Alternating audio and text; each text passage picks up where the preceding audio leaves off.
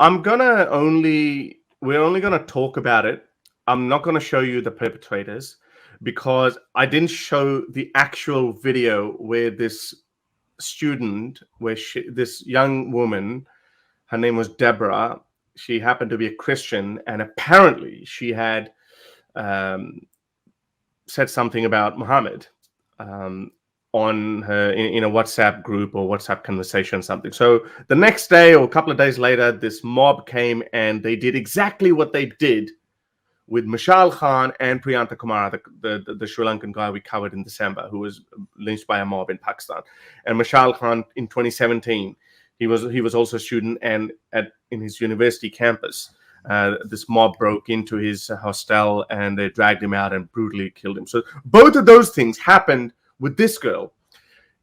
I don't know if that was a university campus or whatever. That's irrelevant. But fellow students did this, and then they burnt her alive. So there's apparently a video of it. We were never going to show it out of respect for the audience and obviously for the victim.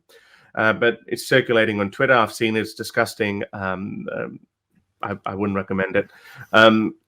But out of that video, you can see the perpetrators, and there's some screenshots of that. And I showed them in my Urdu stream a couple of days ago. And apparently, YouTube said that this goes against our policy. You have shown graphic footage, which obviously there was no footage shown. I didn't even show any audio either. So let me show you what exactly YouTube says. So I made an appeal, and there's no person you can speak with, so it's a lost cause. You can't really do anything. But anyway, I didn't receive a copyright strike or any community guideline strike, but I just got my video was taken down. So anyway, so it just kind of scares us what we can show and what we can't show. So footage filmed, so policy violated. Footage filmed by the perpetrator during a deadly or major violent event in which weapons, violence, or injured victims are visible or audible is not allowed. Now, there was no footage shown filmed by the perpetrators or by bystanders or whatever. The victim wasn't shown.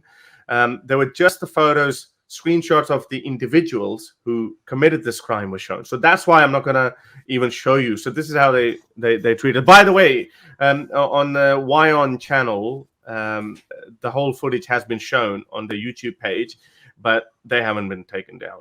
And again, and I don't agree that they should have been taken down. Look, you can actually see the censored version. They've blurred out the victim part where the victim is being tortured alive. So you can see that on YON Gravitas. You can see that. So this poor young woman has become, has just become another victim in the long line of victims of Islam, where she said something, and then they killed her, brutally killed her.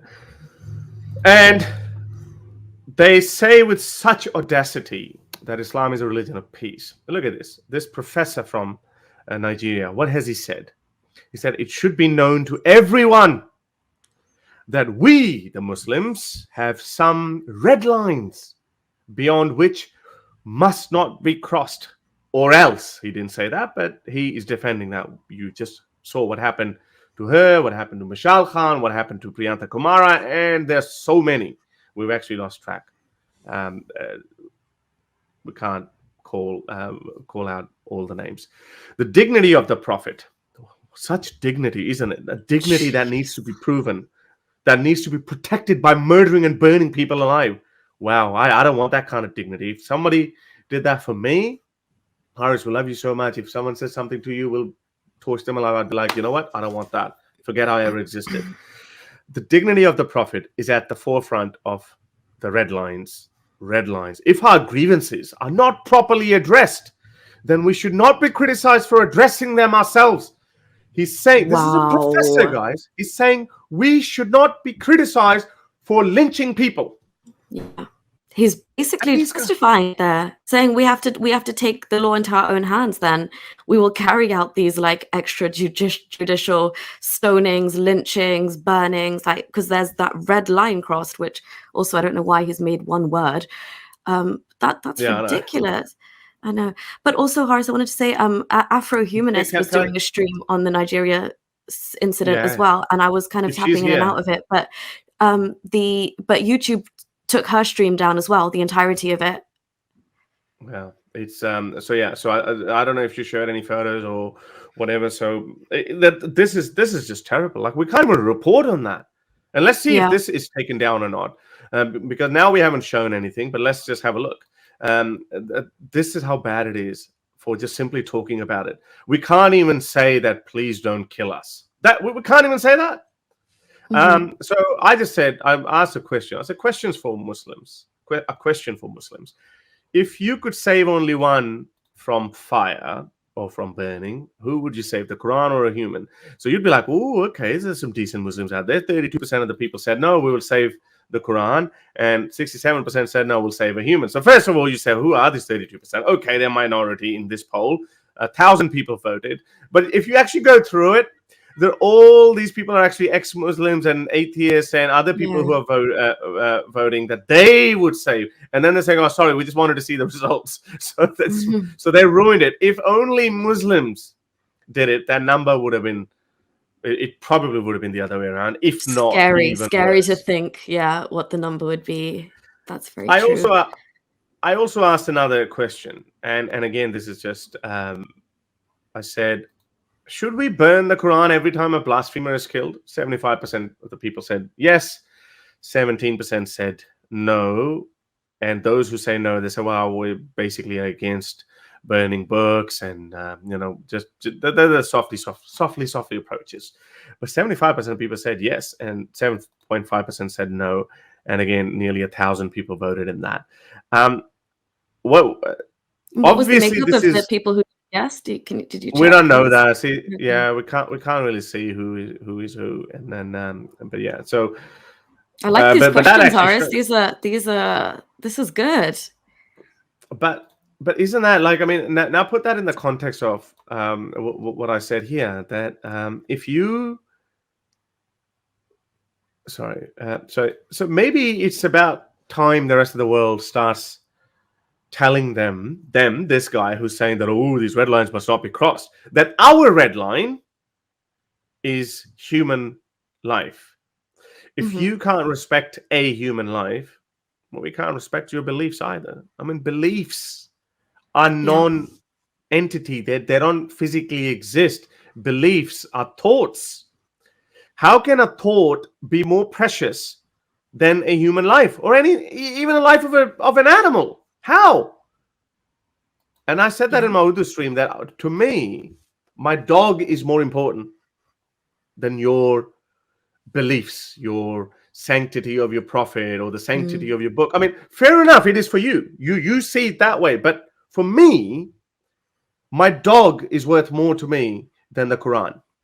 So if I had to save my dog or your Quran from even falling, and even a hair gets damaged on my dog, I would save my dog. I would protect my dog. But that's just me. So how can you impose your standards on us? That's what I don't get. I'm not asking you to love my dog more than Muhammad. I'm not asking you that. I'm not saying that if you say anything to my dog, I'll freaking kill you. I'm not saying that. So this is the reason why, when we covered a couple of weeks ago how this far right-wing guy was burning the Quran, and I said that maybe he knows, like, this is like a voodoo. This is like, what's the thing, like, if you find someone's weakness, like, aha, I got you. It's like your voodoo doll in your hand, and say, I got your life in this, and I can just prick you, and I know that I can hurt you. And this is how sensitive your feelings are. I don't know. I don't know where it would end. We think that we're making some progress by popularizing this this conversation, or advancing this discourse, that maybe some Muslims are saying. And a friendly Muslim comes here as well, and I'm sure if he does come today, you'd see that how disappointed he would be. I hope so, but I'm pretty sure he would be. But no, we haven't. We've barely touched. We've barely scratched the surface. We need more people, I guess, like friendly Muslim then who would call it out. Because for me, what was so shocking on the back of this, and like I honestly had to go and look for people condemning this incident, because the overwhelming comments. Did you see the screenshots of Muslims saying like cheering it and applauding it and saying well done and great job and you're guaranteed Jannah, like paradise. So again, they are all of that mob mentality that whatever happened to that woman was justified. And you know what they said, Haris? They had the audacity to say she should have left the group instead of sending that voice note. She should have left. So what are you doing? You are basically saying that woman does not have the right to speak or think. And what Haris was alluding to, a thought crime is punishable to that extent. If you have watched the video, the way, I mean, it's horrific, the way she is literally running, trying to escape for her life. And you know that there's only one way this is going to end. And the barbarity at which they do it, like they have so much conviction in what they're doing. And that's why for me, it's so problematic when people talk about, oh, Islam will kind of get pacified or should we reform it? I say, no, chuck the whole thing out, because this mentality of killing and like respecting the Prophet, it's all there, it's codified, it's enshrined in the books, it's enshrined in examples from Muhammad's own time. So there is no way this is going to end until you get rid of it from the source, like pluck out. But it's really scary what's happening in Nigeria, to be honest, like the culture, the divide, even the north and the south, and like I'm telling you, I actively had to find like Nigerian policymakers who were saying, you know, this is like abhorrent. We need to call this out. They need to be like the perpetrators need to be punished with the full extent of the law, because the initial response from Muslims is just, I mean, it's scary stuff. This level of violence enshrined in this mob mentality to defend a dead man who was roaming around 1400 years ago. The fact that any life, creating absolute misery for women for generations to come. What some of these Muslims are saying, we just showed you what a professor was saying, but have a look at what ordinary Muslims are saying. And you really, when you look at this, when it comes to blasphemy, you really have to go out of your way to find people who are condemning this. Have a look at this one. We are not sorry for the event that occurred. She got what she deserved, and we, the people of Kanu, say kudos to Sokotos and the remaining people who took the deserved action against her. Let that be a lesson. We kill as much as we can if it continues. Look at this. Look at the guy. This is barbarity. These are monsters. I'm sorry. There's no two ways about it. This is sheer barbarity. We kill as much as we can if it continues. How are these Muslims so casually threatening? Like the other tweet you showed us with that professor as well. There was such an aggressive, threatening tweet. Did you like? Yeah. These are open threats. Like, carry on. We're going to keep killing. Yeah, have a look at the next one. Her mouth. So this is one of the guys who actually took part in that. He said, "I killed her. I burned her. You can see the matchbox I used in setting her ablaze here." This guy is saying her mouth killed her, not anyone. Okay, isn't that amazing? What perfect victim blaming. It's like saying, "Oh, Palestinians. Well, your desire to live near in Jerusalem got you killed." Like how? Yeah. I mean, these people have. I mean, logic is not their friend. Let's just get it right. It's called justice. Look at that. Look at that guy. He probably looks like a kid. My God, what a warped sense of justice, hey? What a warped sense of justice. But how pathetic it is. It even says she will never rest in peace either. I know. So now we've done it. Yeah. We've done it. But still we're not happy. Mm-hmm. So she's like eternal torture now. That's what they're hoping for her. Like that wasn't enough. Ending her life on Earth was not enough for them. This is how depraved it is. And now, okay, there you go. I'm gonna say something. It might piss some people off. And you know, like I'm an openly atheist, and I waste no opportunity to criticize any religion I can get my hands on if anything comes to my mind. But there is a central message in Christianity that is of forgiveness. I'm not saying that, okay, you know what, whether it's true or not, obviously to me, Jesus was a hippie and all of that. I've actually got a funny tweet to show as well. A comment. Yeah, but I think it's all that this is all Paul stuff, Paul's teachings, which has made Christian like this forgiving element. He's apparently watered down Jesus's stuff. But yeah, whatever has filtered down. My point is, in their theology, in today's theology, the huge thing is forgiveness, and when you apply that in the society, you actually get, like, I mean, in the movies as well, they say that, or just repent. I know there's some fundamental flaws with all that as well, like, the divine command theory. And I think you're talking about like the golden rule, right? Basically. No, but I'm talking about depravity. I'm talking about how it filters down the attitude of people, or behaviors of people, where if you upset a Christian man or a woman, they would say, I forgive you, son, or I will forgive you, Lord Jesus. But here, you see a different type of depravity. Here's this, she will never rest in peace. Like the Baron of Kanu, he is still holding, and Islam actually gives you that. So inherently, Islam, through its doctrine, actually gives you that kind of vengeance, or this kind of this kind of hatred, poison towards those who are not Muslims, and especially if they're against you. With this one, let's have a look at this one. You idiots don't even understand what she said in Hausa, and yet you claim she didn't insult our beloved prophet. Well, he knew it. So it's like, whatever she said. Yeah, he knew very well, didn't he? What's the worst she said? Like in these thugs, they think that they're big men or whatever. When these very people, if they are again, I don't support that, but I'm just saying that how warped their reality is.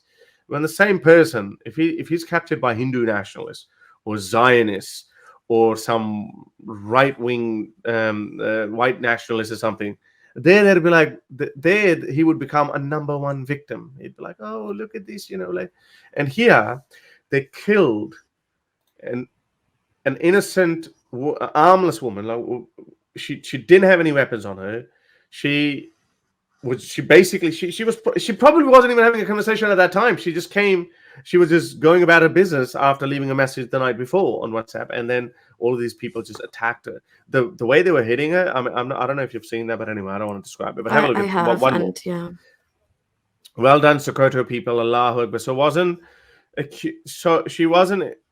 accused she did it intentionally through WhatsApp voice note, and she paid the price, that the consequences she gets for blaspheming our beloved prophet. She said it, and there you go. Look at this, just so casual. Do we not get upset when we see even forget about dogs, we love dogs, but like, even if some normal a swan, Her Majesty's swans, or any complicated animal, when we see if someone's trying to tease it, or like, even if in a natural environment, they're being eaten by a predator, don't we just like, ooh, I don't want to see it. It was squirm, definitely. We squirm. But here, this is what religion does. And they say, oh, Islam is a religion of nature. This is what it does. They look at it and they draw sadistic pleasure from it. Oh, she paid the price. A human being was burnt alive. And he's like, yeah, well, that's what happens. I don't understand how you can try and like portray this as like some form of righteousness. Do you know what I mean? When you're hiding such, it's barbarity masquerading as piety and righteousness, which is also so even more disgusting, because like this sense of like divine like justice that they think in their head is attributed to these acts. But also, Horace, just literally this, when you want to ask a Muslim, please tell me how your religion of peace can lead to events like this. How do you square those two things? Because to me, I can't see. The only thing I could do is change that word peace to pieces and say that's what Islam does to you, right? That's how you end up in Islam. There's a piece of you left here and there, because they will butcher you, because Muhammad and Islam did not spread through peace. This is exactly what was happening in Muhammad's time. He was walking around, he was a warlord, and he would cut up people's throats that disagreed with him, people that insulted him, poets that made fun of him. He could not stand it. He literally cut off anybody having free thought and made like thought a crime, and it's enshrined in Islam. So how you can look Islam in the eye and say that's the religion of peace, when this is what they look, this is like average Muslims, right? This is what they believe. Yeah, and he said that they didn't kill her for speaking about it. They killed her for blasphemy of the prophet. May crap be upon him. If she didn't say that, her last word, she would be dead by now. What would he say? I didn't support the killings, but she deserved. I see. This is what this is fine. They don't understand that the first part of the sentence doesn't match the I second know. part. Is I don't that support what killing. exactly? Is that what But years of cognitive dissonance and Islamic brainwashing does to you?